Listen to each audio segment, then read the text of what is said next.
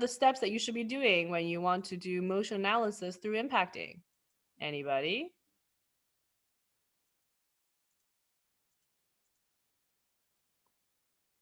Look at that. My kids have learned absolutely nothing. Okay.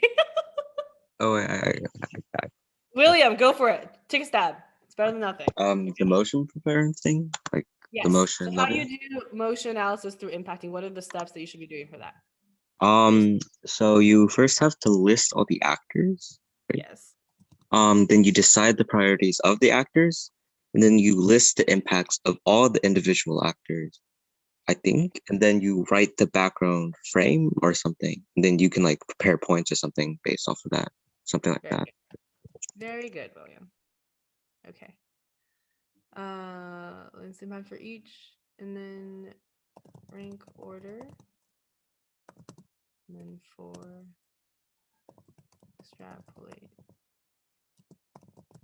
framework case. All right, great. Dun, dun, dun, dun, dun, dun. How do you remember this? I don't know. He's a beast.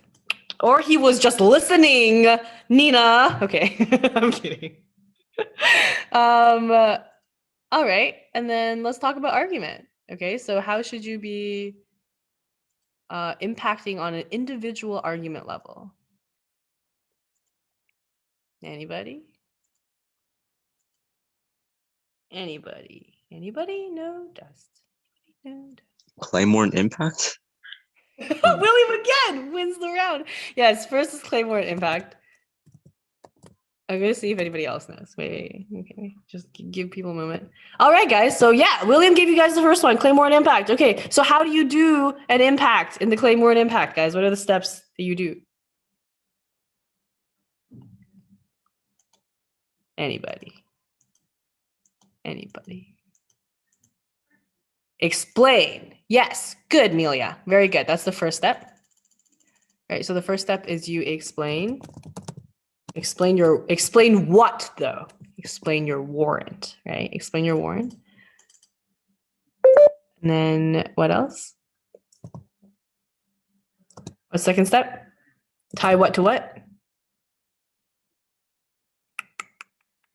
Nina, you should know you did this. You literally did this on example. What did I do? You did this on example. First thing is you explain what the warrant is as the first step to impacting. And then what's your second step of your impact loop? You tie it back to the whatever. You tie what to what? Okay, good, Thomas. You tie your W to your C. Okay, tie your claim. You tie your warrant to your claim. And then what's the last step?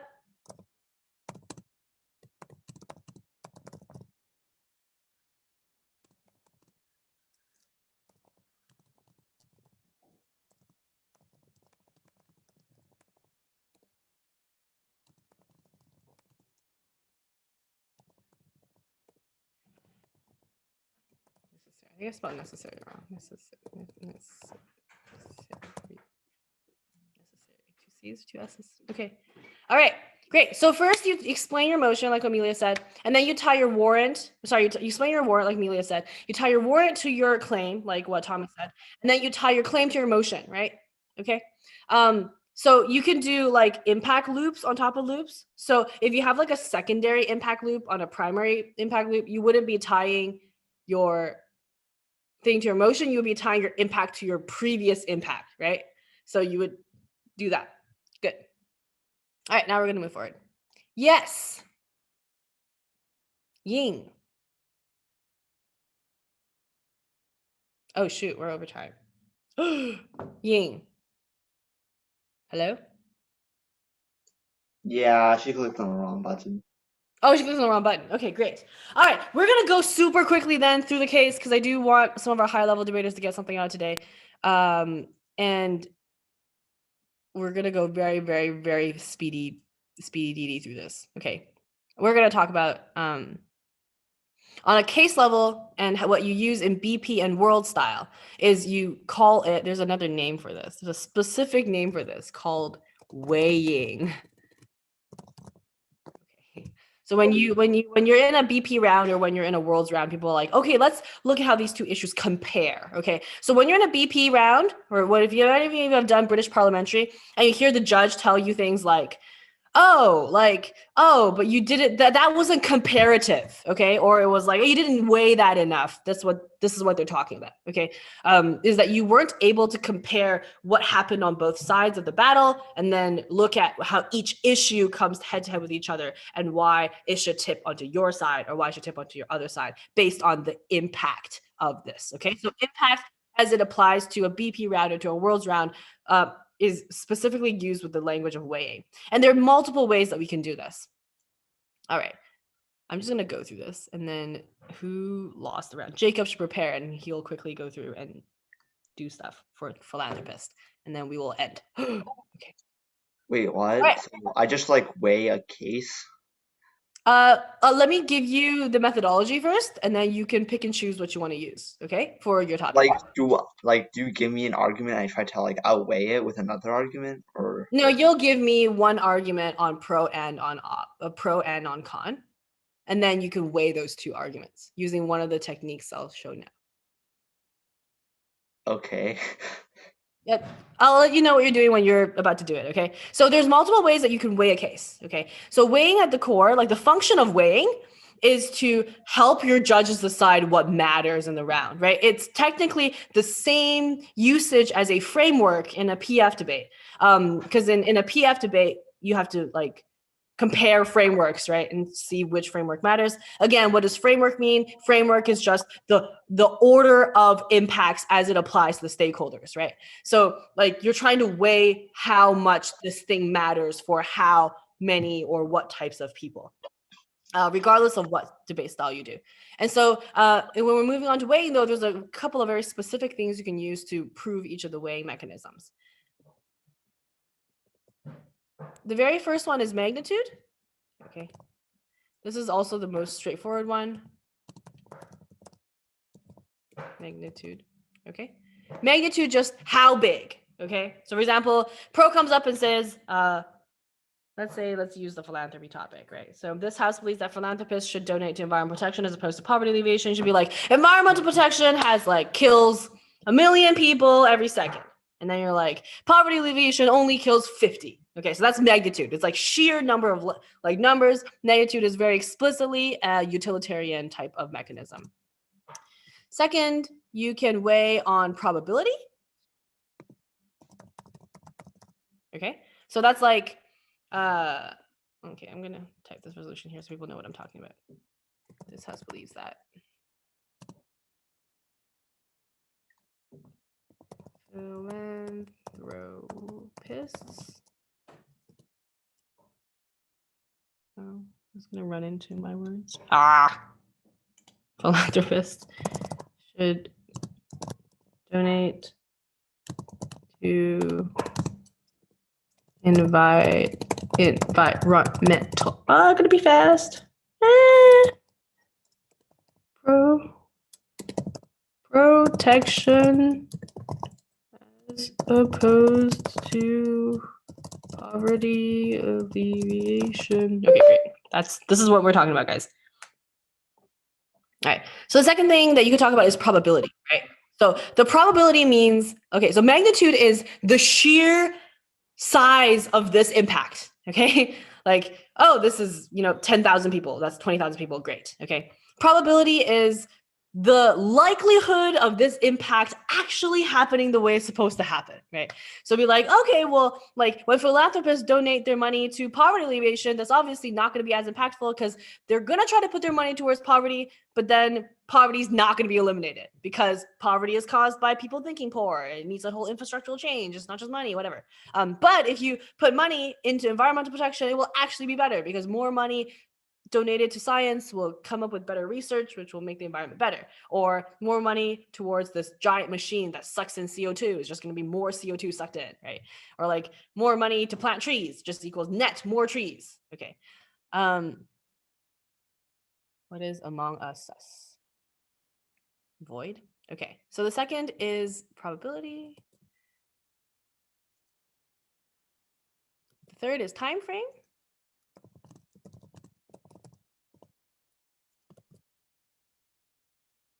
So time frame is talking about like which impact is going to happen first, right? So you can argue among environmental protection and poverty alleviation. You should be like, we should definitely solve poverty alleviation first because poverty causes environmental pollution, right? Because people are poor, they cannot do a whole bunch of environmentally friendly decisions. Because they're poor, they can't afford recycled materials. Because they're poor, they can't do whatever. Because they're poor, they're going to do whatever it takes for them to survive. So environment is not going to be their main concern. So if you have money, you should make it so that the people who cannot afford to be environmentally friendly are environmentally friendly, and that will actually achieve environmental protection. So All right, poverty just go ahead and like low-key just steal all my points. Thank you. Oh, sorry, I'm just giving a demonstration. So, you'll have to think of something else. Okay, or think on the other end, other spectrum, right? So I'm only giving like one side right now. I'm not giving the other side. You can think about the other side and compare one of these, right? Okay, so be like, oh, it will come first before that, right? And so that is a time frame issue. That one thing will happen before the other thing, okay? Or you can say that something else is more urgent, right? So you could be like, well, environmental protection is going to kill all of us in 5 years. Well, poverty is not, right? So it depends on how you want to frame the time frame, whether it could be before and after, or it could be like a long, short type of thing. For example, in China, in NSDA China, the national topic I think last year was that China should spend its resources. Like the best way to alleviate poverty is through welfare programs instead of basic infrastructure. And most of the rounds actually ended up being weighed upon time frame because people would say, okay, either welfare solved poverty faster or solved absolute or relative poverty faster, or basic infrastructure solved it faster. There's a lot of arguments about how like, yeah, by the time you build a railroad, people will be already dead. And so there's gonna be no one to use your railroad or whatever. And those are all time frame weighing mechanisms, guys. When you're in your round and you hear these things, you should know that's what mechanism they're using. If you're on the opposite side and you're like, I'm gonna beat you on your own mechanism, then think hard and then reverse their mechanism. That's very, very effective when it comes to the end of the round and kind of like mind effing your judges. All right. The fourth thing is reversibility.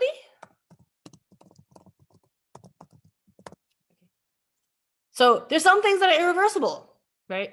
So you can say that if a person gets out of poverty, they can fall back into poverty, right?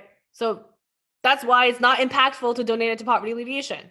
But if you donate environmental protection, then great. It'll progress step by step. If it gets better, it just gets better, right? Or you can go the other way around and be like, the environment is irreversible, ladies and gentlemen, right? Whereas poverty is a whole problem that as a whole nation we need to solve together.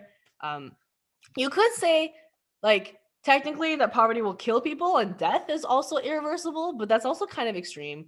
I think it depends on, because I think most of the world right now is actually not living in absolute poverty, is more relative poverty. So it will be a hard claim or be a hard impact for you to argue that people are going to die. So it's like environment, which is very irreversible, like, and that's like a very, very strong impact too, right? Just go through the life of a tree, right? And then you'll know, like, it takes this one tree 150 years to be able to suck CO2 so efficiently.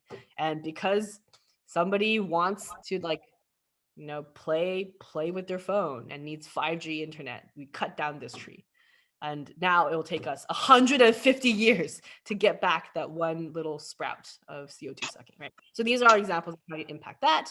First on reversibility, some things are reversible, some things are not reversible. Most economic arguments are almost always irreversible.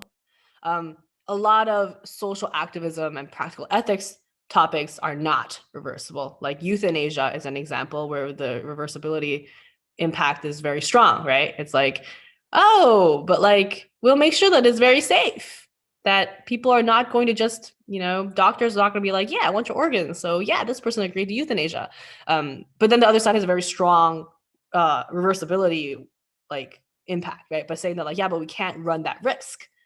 Like we can't run the risk with anyone, because anyone, once they've signed off on that, signed off their consent, that's irreversible. They're done. They're dead. You're never given a chance to give consent over your life ever again because you're no longer alive, right? So those are some topics that reversibility is going to be bigger side constraint.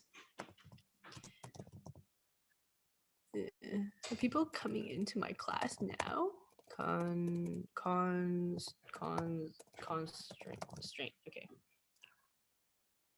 Okay. Some debaters will, depending on topic, will put in like a moral constraint weighing on it, right?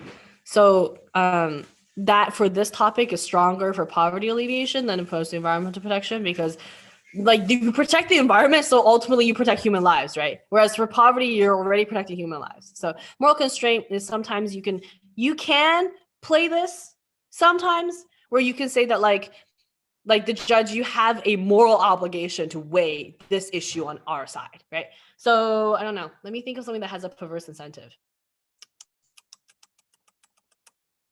Healthcare. Healthcare, great topic, right? So should we privatize healthcare? Okay, so if the whatever side is like stupid enough to be like, oh, but we should privatize healthcare because it's gonna make us so much money, okay? Then you can come up and weigh the topic. I'm like, yeah, sure, we're gonna lose on does this make more money? Because it doesn't. Like nationalized healthcare systems more often than not put the country in a huge amount of debt, right? So we're not gonna make money as the government. And we're okay with that because morally speaking, as a government, we shouldn't be trying to make money anyways, right? We should be trying to save human lives. We should be trying to make sure that all of our citizens are living happy and like living the life that they're supposed to be living. In fact, there's a moral reason to not try to charge as much as possible for healthcare, because when it comes to things like healthcare and in China and in India, like education, people are no longer able to give free consent because if I don't pay, I die. And that's not exactly a good mentality to be giving sound consent. And so we don't believe that trying to earn as much money and surplus off of that mentality is fair, and that we shouldn't be. Not that we can't, or not that if we don't, it doesn't achieve the impact of more money, but just that we shouldn't, okay? So that's what moral constraint means.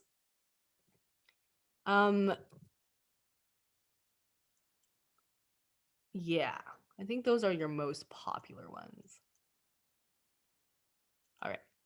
So when you weigh a case, whether it's in BP or whatever, you can use any of these 5 to weigh it. You guys will be able to, like, if you guys have done a lot of debating, you'll see that like, all of a sudden it makes sense. So many of the rounds that I've done in, this is what they were talking about, but they just didn't have a very clear picture that this is what they were talking about. So now when you guys are going to argue in your future debate cases, you can specifically pinpoint, oh, my opponent is trying to weigh this issue on a probability impact. And the thing is, our side's probability is actually more than theirs, and then try to attack them on their battleground, right? All right. Cool. Anybody have any questions about this? It's okay if there's some of you that have this just totally flew over your head. That's totally fine. For those of you that are more advanced and like this kind of stuff, I hope you guys got something out of it.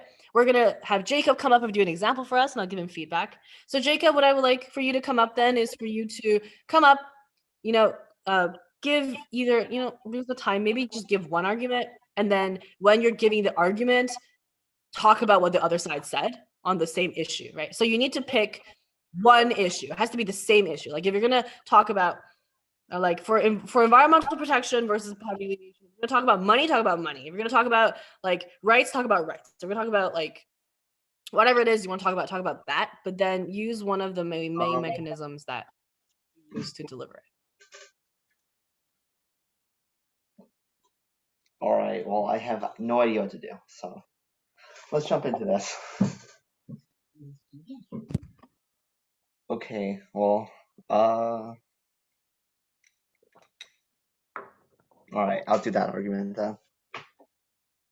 All right, I will be pro for this. Okay, so here on side proposition, I will be saying 1 and exactly 1 point for no particular reason at all. And my 1 point is that poverty is starting to be caused by global warming itself. Now, this might be in direct contrast to Khan's point, however, I will be moving forward with it and explaining it. So why is poverty being caused by global warming? Well, firstly, many countries now that are poor, who are already in a bad state, are being affected even more by climate change, because many of their citizens are unable to find basic necessities like water, because climate change is making resources like that more scarce. And of course, water is one of the most essential building blocks of human life. Now look at Egypt, where the Nile has started to dry up and water scarcity has led to political feuds over a dam that's being constructed in Ethiopia. Despite 95% of the population of Egypt living right next to a huge river, they believe that by 2050, at least 15% of the population will have water scarcity and difficulties due to not only a lack of water, however, this water being poor quality and being contaminated.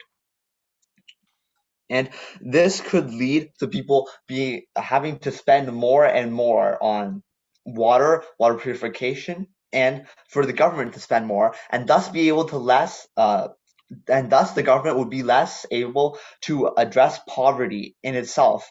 Would have to spend more money trying to keep its citizens alive and having the basic rights. Also, it has hampered the economic part of Egypt with several fields lying idle. Egypt has always depended on the regular flooding of the Nile to help irrigate the croplands. However, now without the Nile irrigating them, many fields have been destroyed. Many more are being used unsustainably, as people are looking to get the most out of them before they dry up and before they disappear completely. Now, how does this outweigh Khan's point on this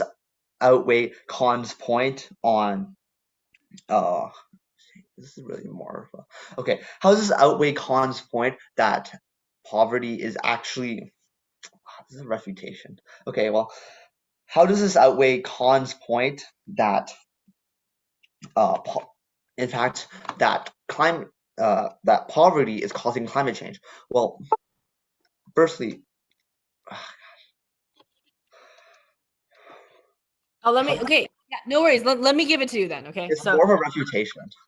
yeah, so let me just give you a case, and then we'll pause, and then we'll pretend I said something, and then you can work it into your round, right? So, poverty alleviation definitely is more urgent than environmental protection, because poverty causes environmental damage, right? When you have poverty, you can't make responsible decisions. You have to do what is the cheapest possible option. If that means using a gas car instead of an energy level car, then you have to use a gas car, which contributes to fossil fuel emissions, which damages the environment and raises up everything.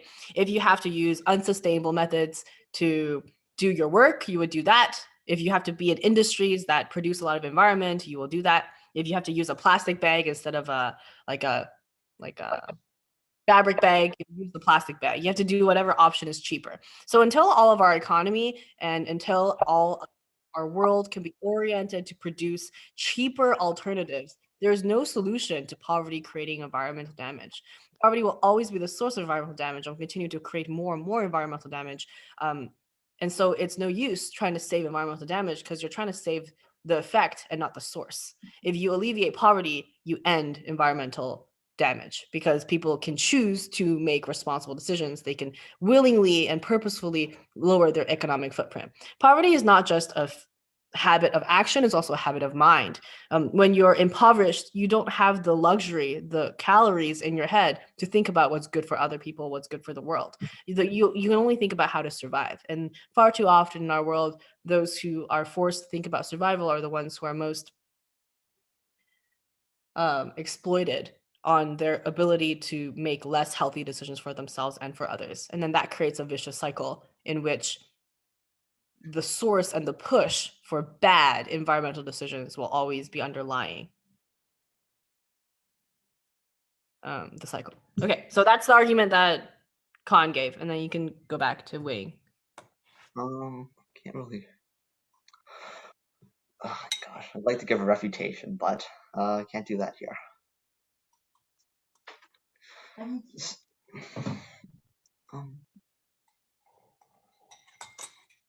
Yeah, you can just give a refutation through your weighing, right? You're like, our opponent said this because of this. So when you say because of this, that's them explaining that. And then you attack it, and then you say why it doesn't weigh as much on your mechanism as the others.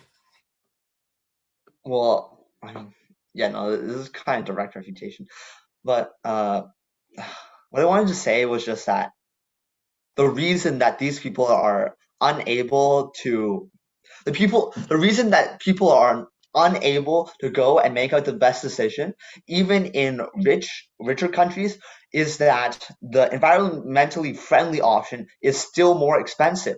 And without investment in these technologies, it will always remain more expensive. And no matter So how how do you make that rebuttal? Because right now I'm guessing the weighing mechanism you're choosing right now is time frame, right? Yeah. yeah. Yeah, because like the first statement you came up and you said is that environmental protection comes first. That's what you said. And then your case, right? Yes. Okay. This is why we should practice these things, right? Because then you can become more cognizant of what tools you're actually using to prove your argument, right? So yeah, at least from the way you presented it, you were using a time frame weighing mechanism, which is you were saying, because like all your cases were the same as well. You talked about how water being scarce and croplands are not going to be sustainable. Like, why is water, like your logic was water is scarce is bad because that causes us to spend more money on purification, which causes more poverty, right? So here was an example of environmental protection coming first before poverty. And then second, we had like croplands not being able to be flooded by the Nile. And then that will equal what? That will contribute more to poverty. So therefore, again, environmental protection comes before poverty, right? That's what you were saying in your argument? Yeah.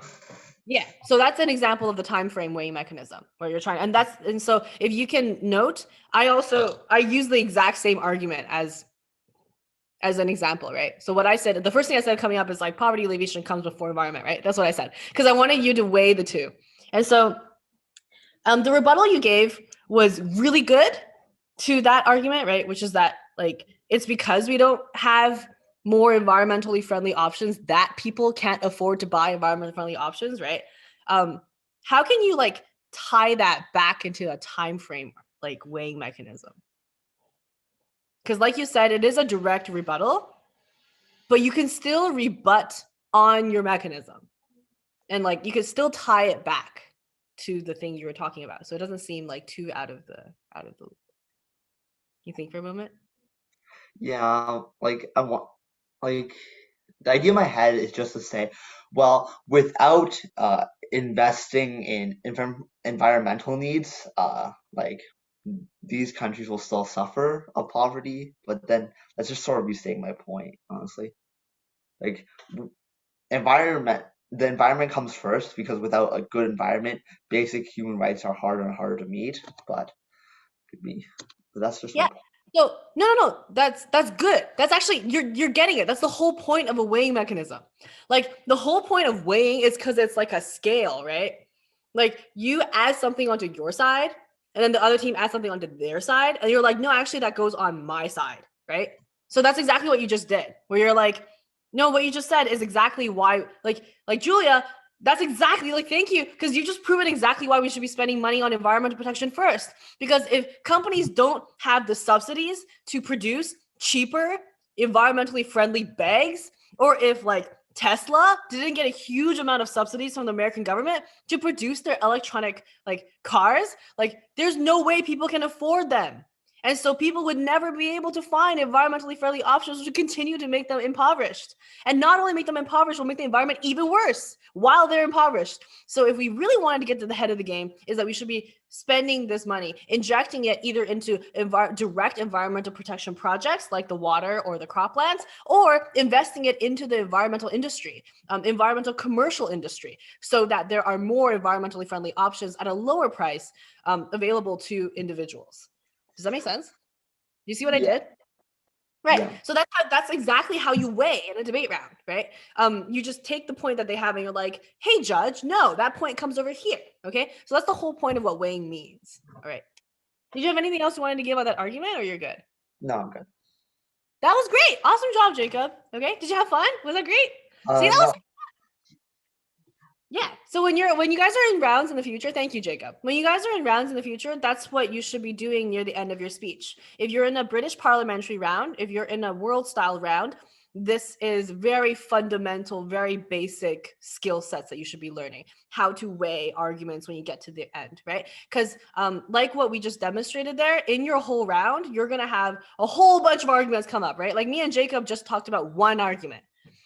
You're going to have like, if you're in a BP round, you're going to come up with at least like 7 to 8 different arguments. Some of them are going to be useful. Some of them are going to be bounced back and forth, like our point just there. Some of them are going to be brought up and then never touched again, okay? And that's case? okay.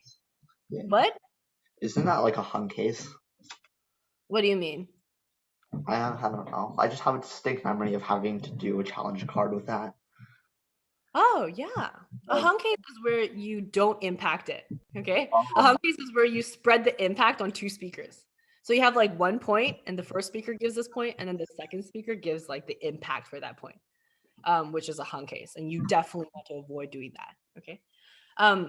But like I said, there are like in a round, anything can happen, right? There are some points that get plopped back and forth. There's some points that are brought up and impacted and then never touched again. Like nobody ever talks about it ever again, okay? And as the last speaker, what you do then is you have to really take a very holistic look at the entire round and map out, okay, here are all the points that they said, here are all the points that we said, here are the things that we argued about. Here are the weighing mechanisms I'm going to use, like in my speech, because you can't pick all of them. At most, you're going to win on 1 or 2. So I'm like, today I'm going to like mostly, I think probability was something that we mostly try to go around. And then moral constraint is something that we're going to put onto our side. So these are the 2 that I'm going to use. And then I will start to move things onto my scale. So I'll be like, okay, this point on finance, we've addressed it twice and then it was unlinked. So I have to think of a rebuttal for that and I'll move it on to our side through my scale. And then there's this other 2 points that they brought up and that we didn't talk about. We should have talked about that. That was bad. Let me put it onto my scale, right? So at the very end of your round as one of the last speakers, you have to do this high level juggling thing where you take a look at your whole round and you kind of clean it up, solidify it into 1 or 2 of these weighing mechanisms, bring it out to your judges, right? So that's why when you see a lot of debaters do their summary speech, they'll come up and be like, ladies and gentlemen, what have we talked about today? There are really only 2 main issues that we're talking about. Like first on the topic of ethics, and then second on the topic of finance, right? On the topic of ethics, we've heard this side say this and this side say that. And here's why our side wins on these issues. What you're actually fundamentally saying is why the idea of ethics matters more in any one of these 5 impacts. And then when you prove why your side wins on this voting issue, you're proving it through more magnitude, more probability, more time frame, more reversibility, or more moral constraints. That's how you move your ball into one side. Okay, guys? So when you are summarizing the end of your speech, your weighing mechanism shouldn't be the name of the thing you're trying to summarize, right? So you shouldn't end your speech. You're like, ladies and gentlemen, today there are 2 voting issues, magnitude and probability. You shouldn't do that. You should be actually talking about the issue at hand, whether it's ethics or it's governmental change or it's like social fabric instability, whether it's like, future progress or whatever. Like that's still your ball. Your main mechanism is your scale. And then as you're talking about what each side said in your round on your scale, the ball will tip towards their side and your side. So yeah, I want you guys to have like a clear picture of like what the end of the debate should look like. You set up 2 scales, have a whole bunch of balls on that, or 2 or 3 voting issues usually, and then you spend the majority of your speech through using this scale to move the ball onto your side, right? So at the end of the speech, a high level feeling the judge will feel is that like your team has addressed most of the things that are most relevant to this case. And so whenever you hear things like relevance, impacting, weighing, comparisons, like that all means the things that we talked about today. All right. I'm sorry, guys, we went over time. I have to like shut up now, but I hope you guys had fun today. I had a lot of fun. You can go on and on and on and on and on talking about impacting. Impacting is a science, is an art. It's so deep. And then every time you practice it, every time you utilize it, you get stronger and stronger at it. The things that I'm telling you guys today are all executable steps. Okay. What I mean by executable steps is you should take notes or screenshot this page, and then you should do this in your future rounds. Like, I mean, literally go into your round. And when you're doing your argument, so for example, Jacob, when you were doing your argument, you had a good clear picture at the beginning. And then you talked about, for example, water being more scarce. And then the next sentence you said, this has caused a political feud in between these 2 neighboring countries, right? And then you talk about, finally, this will mean that governments will need to spend more money on water purification. You didn't need to talk about political feud, because if you had mapped out your impact loop, you would have seen that this doesn't actually push your ball forward. And you should have to start another impact loop on why like deadlocked governments are also bad for poverty, right? Instead of water being more expensive for alleviating poverty, that's one cycle, you close that, and then you want to start another one with that. And then your second one about croplands, you actually forgot to tie back to why it causes poverty. You just said, well, croplands are no longer going to be like flooded, and so people are using unsustainable mechanisms to farm. So what? So you're missing the next sentence, which is, therefore, that will be less crops that will, be able to get CO2, or after those crops are dead, they'll need to go like pave over even more land to plant the same amount of crops necessary, and that causes even more poverty because they can't no longer feed themselves. So you want to tie things back again, right, guys? So like I was saying, watch rounds, write out rounds, actually write out your logic. Like, it's incredible how much you learn listening to yourself. Like, try to record yourself or giving your argument, going back, mapping each of the logical loops that you did, going back again and seeing why you didn't do as well as you thought. Go back, look at all the steps, try again, refine your language, like consolidate it, make it so that everything you say pushes the ball forward. Because when you guys get to that level, every second counts. All right. Thank you, ladies and gentlemen, for staying this long. And I'm going to close screen. So if you guys want to screenshot it, now's your time. 3, 2, 1. Okay, great. And now we're going to give a super quick, super quick explanation of our program. 非常感谢大家今天的时间啊，很抱歉我这个就是讲解的部分有点就超时了，因为我很喜欢跟大家讲。所以呢，超了一点点时间，但是希望孩子们是有收获的。我们今天是从浅到深，然后呢，从一个辩题的分析到每一个论点的论证，到最后结局的时候，作为一个最终的辩手，把两边的东西都能够权衡，都论证的讲了一遍啊。然后呢，很感谢大家的时间 ，Thanks Thomas。希望大家是有所收获的吧，我们是有收获的。然后呢，接下来我们会转到问答环节。Thanks Milia。所以如果有家长对我们的 program 站姐 ，Thanks Ryan， 站姐还不在我们的体系里面，然后对体系感兴趣，然后想以后要听更多像这样子的课程，学到这样子的东西的话，Thanks Derek，我们可以留下来 ，Thank you Dorothy， 然后可以看一下我们的课程，可以简单的给大家讲解一下。那我分屏，你分屏 ，Coco。Thanks, William.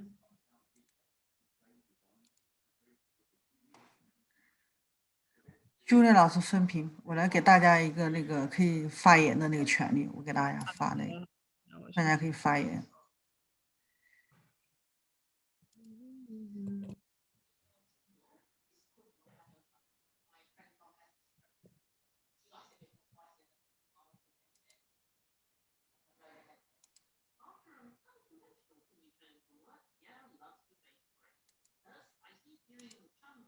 All right. Okay.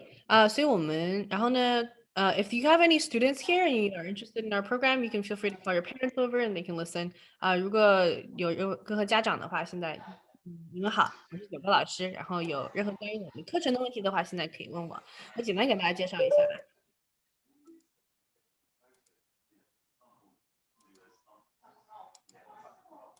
OK， 好。